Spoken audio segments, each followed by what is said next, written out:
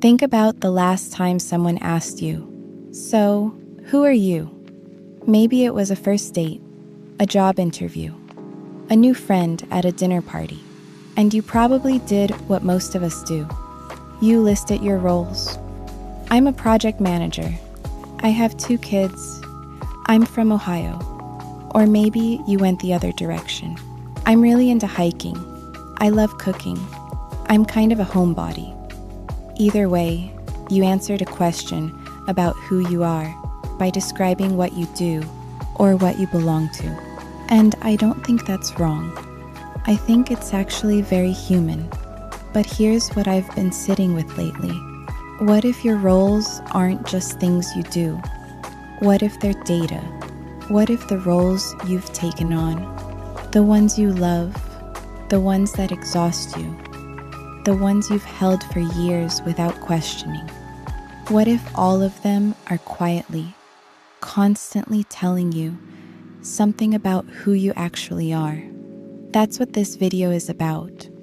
We're going to spend some time together looking at your roles, not to optimize them, not to cut the ones that aren't serving you, and definitely not to add more. We're going to look at them the way you might look at an old photograph of yourself, with curiosity, with a little distance, and maybe with some recognition. If you're new here, welcome. This channel is about intentional living and a thinking system I use called the Draft Framework. You don't need to know anything about it going in. I'll walk you through the part that matters today. Let's begin. Here's the framing I want to offer you, and it's simple. Your roles are mirrors, not masks. Most of us treat our roles like costumes we put on. Parent costume, professional costume, friend costume. You wear the right one for the right room, and you take it off when you get home. And there's a version of that which is healthy. Context switching is part of being a person in the world. But when we only think of roles as costumes, we miss something important. Because your roles also reveal things about you that you might not be able to see any other way. Think about it like this. The roles you chose, the ones you stepped into willingly, those reflect your values, what you thought mattered, what you wanted to build, the roles you inherited, the ones that were handed to you, or that you slipped into without quite deciding. Those often reflect something older, a belief about what you're supposed to be, a pattern from your family or your past. The roles you resist, the ones you actively avoid, or feel vaguely guilty for not wanting, those might be the most revealing of all. And the roles that energize you, even when they're hard, those are practically a map to your core. So instead of asking, how do I manage all my roles? Which is a useful question, but a logistics question, I want to ask you something deeper today. What are your roles trying to tell you? This is where the Draft Framework comes in. Draft stands for dump, refine, align, focus, and tend. It's a 5-step thinking system I use for almost everything, from planning my week to making big life decisions. Today, we're going to use just the first step, dump. The dump step is exactly what it sounds like. You get everything out of your head and onto the page, without editing, without judging, without organizing. You just empty the mental filing cabinet. So here's what I want you to do. I call it the role map. You can pause the video and do this now, or come back to it later. But I'd encourage you to at least start it before you finish watching. It changes how the rest of the video lands. Step 1. List every role you play, not just the big ones. All of them: parent, partner, child, sibling, friend, employee, manager, neighbor, volunteer, caregiver, student, mentor, the responsible one in your friend group, the funny one at work, the person who always brings food to the gathering. Write them all down. Don't rank them. Don't question whether they count. If you're playing it in some area of your life, it goes on the list. Most people end up with somewhere between 7 and 15 roles. Some people get to 20. Step 2. For each role, answer 3 quick questions. Just 1 or 2 words each. Don't overthink it.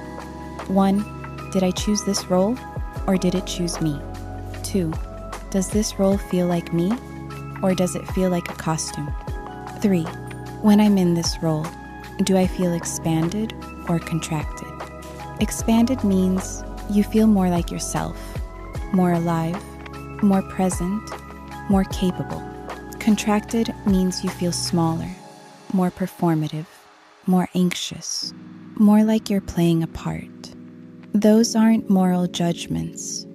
A role can be important and still feel contracting.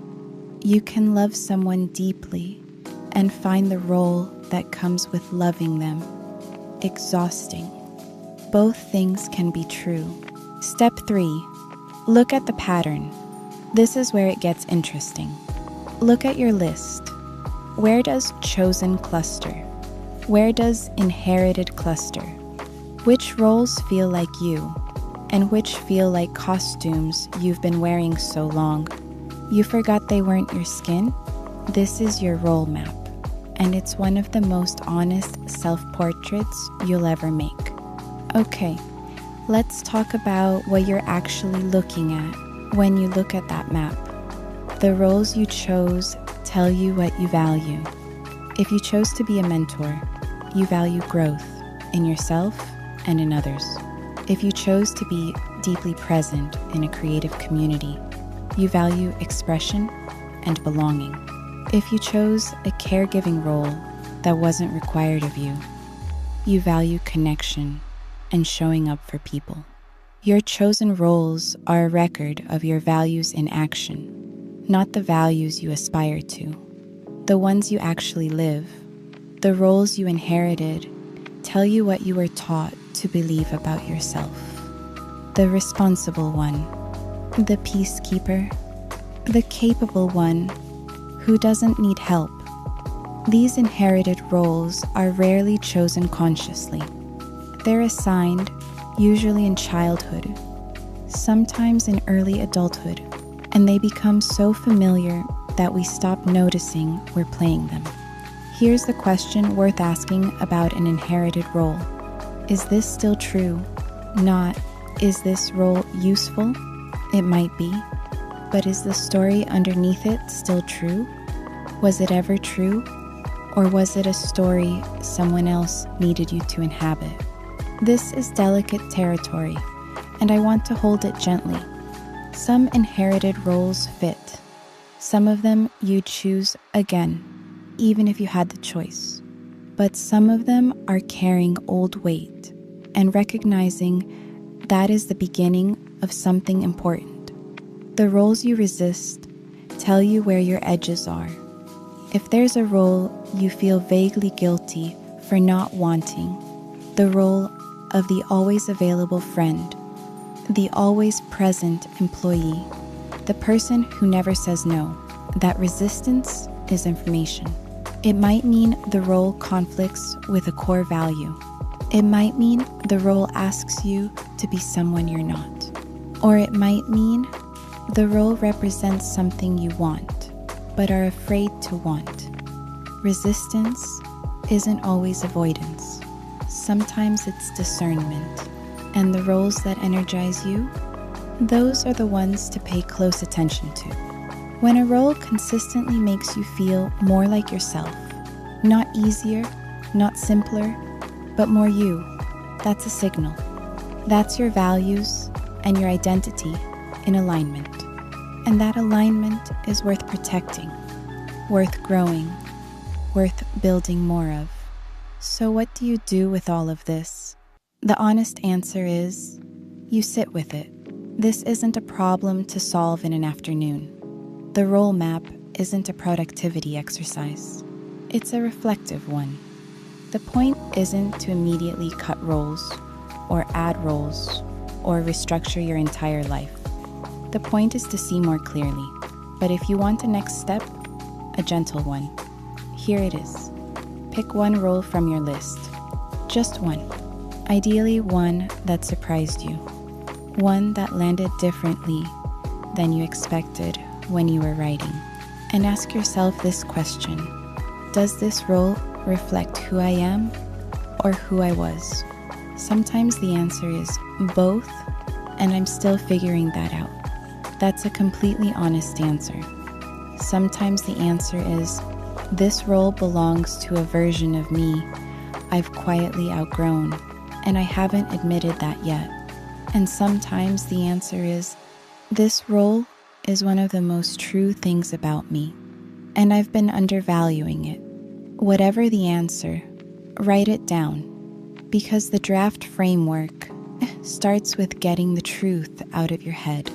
And sometimes the truth that's hardest to access is the one about who we actually are, underneath all the hats we wear. That's the work of self-discovery. Not a test, not a type, a map made from your own life, in your own handwriting. I want to leave you with something. There's a phrase I keep coming back to, and it's this: every return is progress. Every time you come back to yourself through an exercise like this, through a moment of honest reflection, through a conversation that cracked something open, that's not starting over. That's the work. You don't have to do the role map perfectly. You don't have to have answers yet. You just have to be willing to look. And if you've made it this far in the video, I think you already are. If you want to go deeper, I've linked the free draft framework reference card below. It walks you through all 5 steps and gives you a space to start your own role map. It's free, it's yours, and it's a good place to begin. If something in this video resonated with you, a role that surprised you, a question that stuck, I'd love to hear about it in the comments. That's where the real conversation happens. And if you're new here, and this felt like your kind of thinking, subscribe. We put out content every week about living and working with more intention. You're welcome here. Until next time, keep drafting.